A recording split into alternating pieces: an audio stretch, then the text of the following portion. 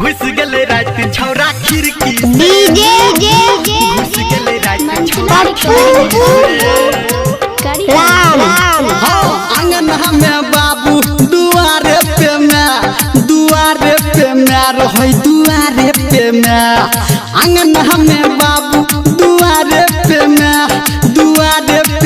रहे दुआरे पे मैं घुस गेले रात छौरा खिड़की से घुस गेले रात छौरा खिड़की से घुस गेले रात छौरा खिड़की से घुस गेले रात छौरा खिड़की से घुस गेले रात छौरा खिड़की से घुस गेले पप्पू राम का कॉन्टैक्ट मोबाइल नंबर 8476970003। हाँ रहे अनहदिया सुतै के बेदिया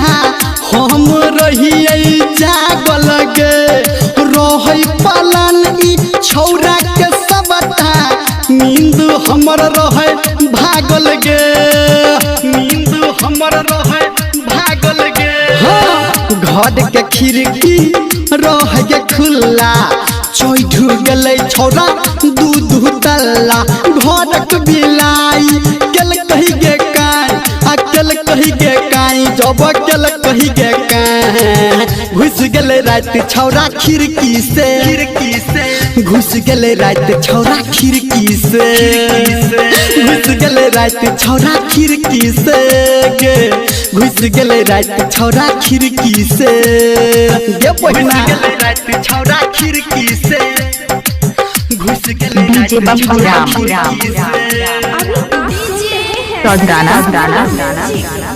हाँ देह करा थर थर आँख करा फर फर सहित गेलो हम बाल में एने ओनी देख छौरा धल लग बाजा ललकै चुम्मा गाल में ललकै चुम्मा गाल में हाँ धर्मेंद्र के डर न भेले सीधा हमारा घर घुस गेले ऊ कहलो हाँ हम कहलू नहीं सखी हम कहलू नहीं घुस गेले रात छौरा खिड़की से घुस गेले रात छौरा खिड़की से घुस गेले रात छौरा खिड़की से घुस गेले रात छौरा खिड़की से आंगन में बाबू दुआरे पे मैं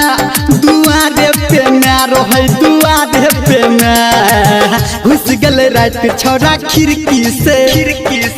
घुस गेले रात छौरा खिड़की से घुस गेले रात छौरा खिड़की से घुस गेले रात छौरा खिड़की से ओ तो बच गेलिए नहीं तो पकड़ा जे डीजे पप्पू राम।